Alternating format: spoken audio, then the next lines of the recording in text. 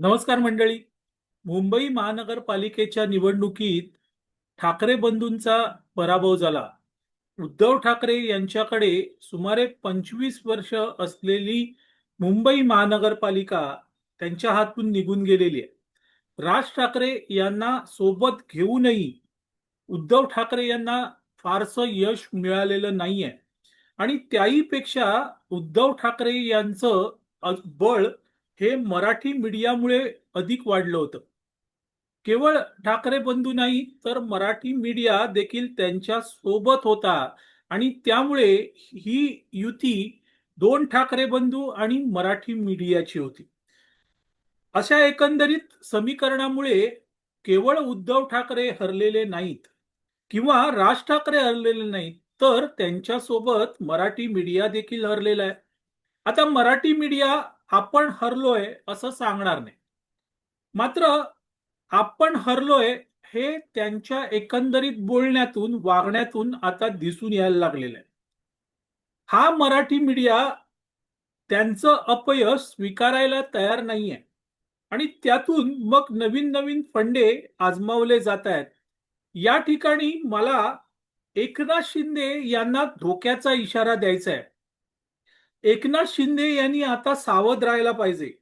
त्यांनी या मराठी मीडियाच्या मागे जाऊन किंवा त्यांच्या नादी लागून जर भाजपची साथ सोडली आणि केवळ मुंबईच्या महापौर पदासाठी ते उद्धव ठाकरे किंवा त्यांच्या आघाडीत गेले, तर त्यांचा उद्धव ठाकरे व्हायला वेळ लागणार नाही, हेही तितकंच खरं आहे.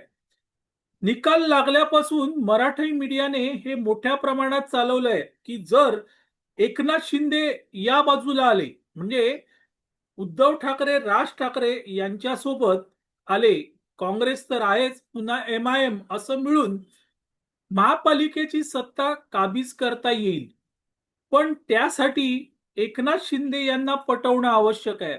आणि ते सगळे प्रयत्न सध्या मराठी मीडिया अगदी जोमाने करतोय, हे आपल्याला दिसून येते. इथे एकनाथ शिंदे यांनी आपल्या स्वतःवर कंट्रोल ठेवला पाहिजे. कारण याच मराठी मीडियाने उद्धव ठाकरे यांना हरभऱ्याच्या झाडावर चढवलं होतं. त्यांना भाजपपासून वेगळं केलं होतं आणि त्याची फळं आजपर्यंत उद्धव ठाकरे भोगतायत. उद्धव ठाकरे यांची केवळ सत्ता गेली नाही, 2.5 वर्ष उद्धव ठाकरे मुख्यमंत्री झाले, पण त्यानंतर केवळ त्यांची सत्ता गेली नाही तर त्यांच्या हातातून त्यांचा पक्षही गेला. हा इतिहास यासाठी सांगायचा की मराठी मीडिया हा ज्या पद्धतीने एकनाथ शिंदेना चढवतोय, हरभऱ्याच्या झाडावर चढवतोय, त्यांचे गुणगान गातोय, त्यावरून एकनाथ शिंदे यांनी सावध असलं पाहिजे.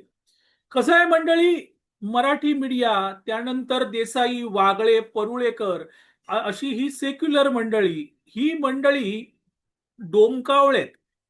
त्यांना स्वतः काही निर्माण करता येत नाही. त्यांना फक्त लचके तोडायचे माहीत असतात.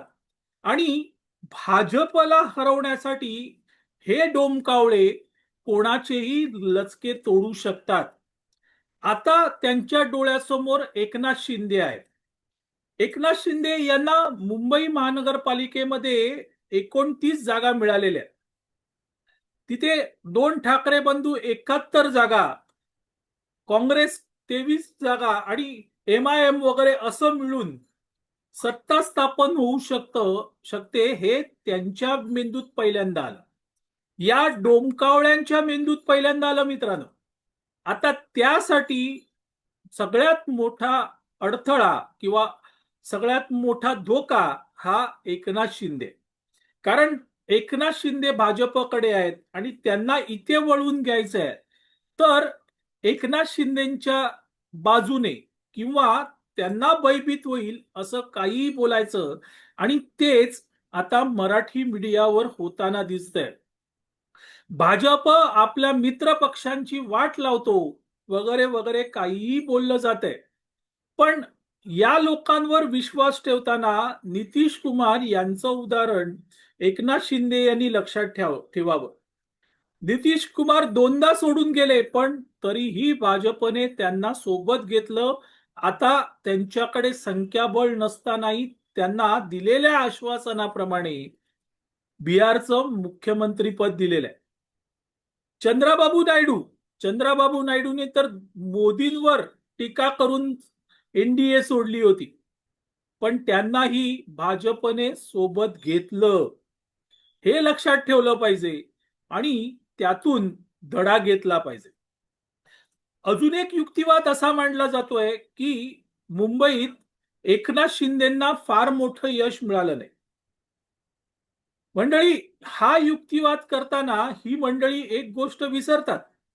2017ला ज्या महापालिका निवडणुका झालेल्या होत्या, त्या महापालिका निवडणुकीत एकनाथ शिंदे ठाण्यात होते आणि त्यांनी आपल्या नेतृत्वाखाली ठाण्याची, म्हणजे तेव्हा ते शिवसेनेत होते, उबाटांच्या शिवसेनेत होते, तेव्हा त्यांनी आपल्या नेतृत्वाखाली ठाण्याची महानगरपालिकेची निवडणूक लढवली होती आणि आपलं कर्तृत्व दाखवून दिलं होतं. तिथे त्यांनी सत्ता मिळवली होती. आता जर एकनाथ शिंदे यांचं यावेळेस कर्तृत्व मोजायचं तर ते ठाण्यातूनच मोजलं पाहिजे. आणि आज अशी परिस्थिती आहे की ठाण्यात एकनाथ शिंदे यांनी पुन्हा सत्ता मिळवली आहे. मग एकनाथ शिंदे हरले हा फेक नरेटिव्ह आहे. मुंबईत त्यांच्या 29 जागा आल्या. मुंबईत तेव्हा एकनाथ शिंदे नव्हते मित्रांनो, ते ठाण्यात कार्यरत होते. आता मुंबईत ते नव्याने कार्यरत झालेले आहेत आणि अशा वेळेस 29 जागा आणणं ही मोठी अचीवमेंट आहे, ही मोठी कामगिरी आहे. ती एकनाथ शिंदे यांनी करून दाखवलेली आहे. त्याबद्दल मात्र मराठी मीडिया बोलत नाहीये. इतकंच काय मित्रांनो, तर मागच्या निवडणुकीमध्ये उबाटा सेनेला 84 जागा होत्या आणि आता 65 जागा मिळाल्या. म्हणजे जवळजवळ त्यांच्या 20 जागा कमी झाल्या, 19 जागा कमी झाल्या. मग त्या विरोधात बोलत नाहीयेत मराठी मीडिया, पण एकनाथ शिंदे यांच्याबद्दल बोलतोय. काय आहे? गेम आहे.